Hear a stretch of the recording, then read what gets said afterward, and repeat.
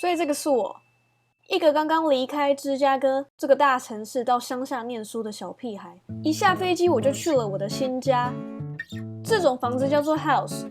我很喜欢住 house， 因为很多不同种的人来来去去的，我觉得很新鲜。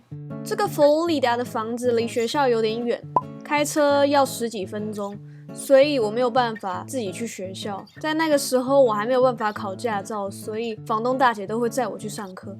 在开学的第一天，我发现大教室里好像有一个我看过的同学。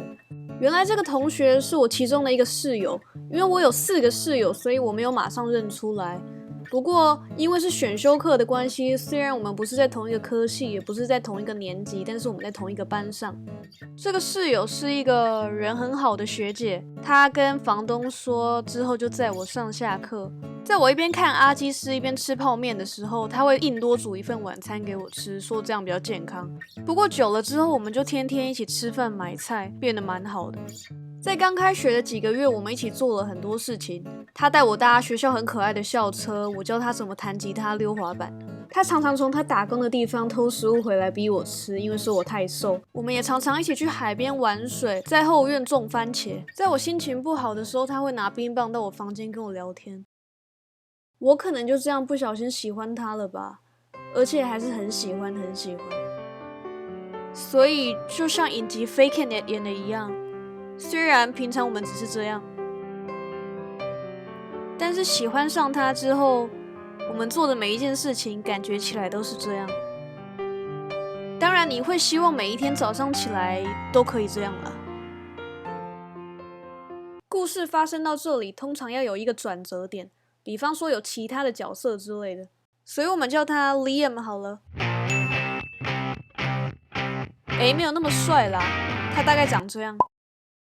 因为这个是理工学校，所以男生很多，可能就是因为这样吧，女生比较容易被喜欢。Liam 就是一个好像喜欢我的人，但你们也知道，那个时候我在。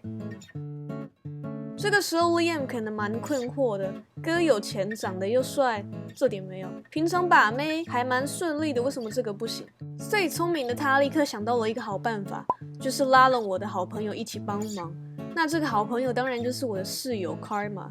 所以悲剧就开始了，我的室友 Karma 开始很认真的当红娘。除了他觉得 Liam 人很好之外，可能稍微发现我有点喜欢他吧。所以最简单的方法就是把我推走。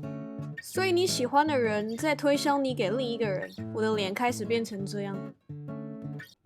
我开始拒绝 Liam 的任何邀请，我以为这样子就可以回到以前的 perfect life， 但是事情好像不是这样子的发展。因为我发现室友 Karma 开始常常不在家，出门还会特别打扮。其他朋友跟我说 Karma 是跟 Liam 出去，每天都凌晨回家。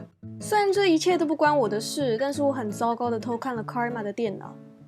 我发现 Liam 分享了他爱不到喜欢女生的伤心故事，也发现 Karma 好像有点喜欢上 Liam 了。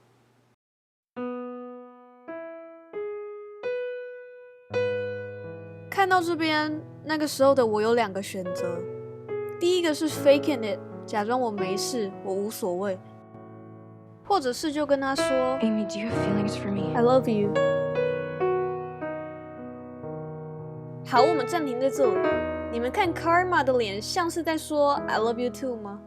所以我就选了第一个 faking it。 虽然很难过，但是我决定跟 Liam 说，我比较 care 的人是 Karma， 所以如果你也喜欢他的话，好好对待他。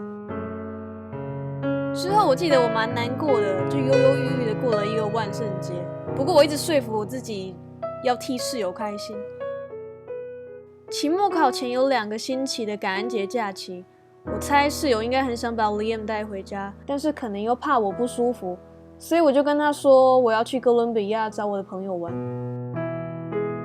这个旅行好像蛮糟糕的，我做了超多疯狂的事情，我还在身上刺了一个很没意义的纹身，因为这样好像可以让我舒服一点。旅行结束之后，我在计程车上一直跟我自己说，等一下见到 Karma 的时候，你要跟他说这个旅行非常的好玩。在我鼓起勇气推开大门的那一刹那，我看到一个行李箱，还有 Karma 跟 Liam 2个人。我假装微笑跟室友打招呼之后，就躲到我的房间。我在我的房间看地板发呆了1个小时，耳朵旁边一直是 Liam 跟 Karma 在厨房大笑的声音。所以我开始整理房间。不知道整理了多久，家里变得好安静。我打开了房间的门，发现大家都睡了，但是 Liam 的车还在门口。这个时候是清晨4点，我8点有课，所以我背着我的背包，在室友的门口留了一张纸条，就往学校的方向走。10几分钟的车程听起来很短，但是我走了快要2个小时才到学校。不过我是一个很爱面子的人，所以我就找了住宿舍的朋友一起吃早餐，再走去教室。之后的几天，我都一直在不同的朋友家借住。在室友 Karma 毕业典礼的当天，我请了搬家公司把所有东西都搬到我网络上面随便找的新家，然后自己去纽约过了一个重感冒的圣诞节。哎呦，1万人订阅，大家那么伤心干嘛？不过我觉得这件事情没有谁对谁错啦，只是那个时候我还没有准备好怎么面对自己吧。所以我讲这个我根本不想记得的故事，是因为我想要跟你们说，我跟你们一样，不要觉得很孤单，我懂你们，把眼泪擦一擦，好好睡一觉。你明天早上起来还要当一个很酷很骄傲的同性恋。